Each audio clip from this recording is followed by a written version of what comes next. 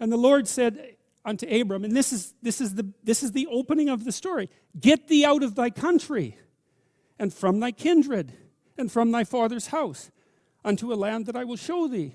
And this is one of those phrases where every clause is significant. Go somewhere you don't understand.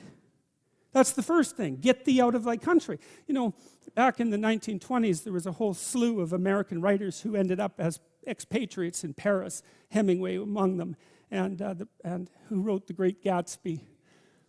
Fitzgerald, yes, and a variety of others. It was very inexpensive in Paris at the time, and part of their transformation into great literary figures was the fact that they were out of their country, and now they could see what their country was, because you can't see what your country is until you leave it.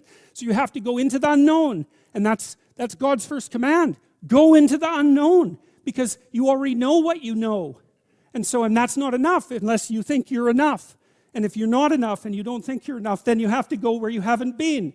And so that's the first commandment to Abraham. It's like, okay, that's a good one. That makes perfect sense. Go to where you don't know. Yes. And from thy kindred. Well, what does that mean? It means grow up, right? That's what it means. It means get away from your family enough so that you can establish your independence. And that isn't because there's something wrong with your family, although perhaps there is, you know, as there is perhaps wrong with you. But it means get away. You know, I talk to people very frequently whose families have provided them with too much protection. And they know it themselves, and that means they're deprived of necessity. You know, one of the things that you see in the United States, for example, is that the children of first-generation immigrants often do better than their children. And the reason for that is that the children of first-generation immigrants have necessity driving them. And you don't know how much you need necessity to drive you, because maybe you're not very disciplined. And if a catastrophe doesn't immediately befall you if you don't act forthrightly today, then maybe you never act forthrightly, right? Because the gap between your foolishness and the punishment is lengthened by your unearned wealth, and so you never grow up and learn, and you have to get yourself away from your dependency in order to allow necessity to drive you forward. And that's to become independent and to become mature.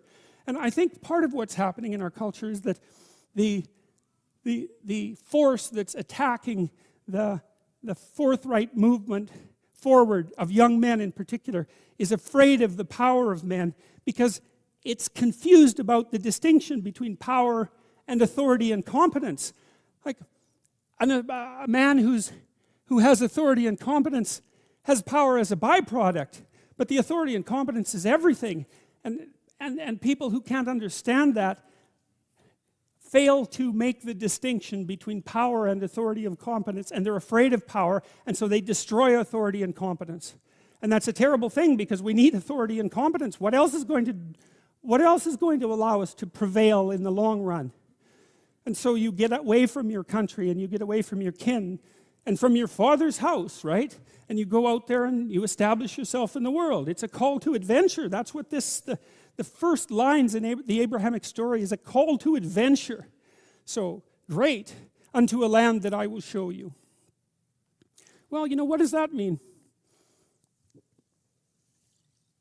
You know, one of the things that I've been struck very hard by a number of writers, Carl Jung obviously among them. I mean, he wrote things like Nietzsche that if you understand them, they just break you into pieces, you know. And one of the things that Jung understood and the psychoanalysts understand, it's one of the most terrifying elements of psychoanalytic thinking, is very tightly allied with religious thinking, which is that you are not the master of your own house.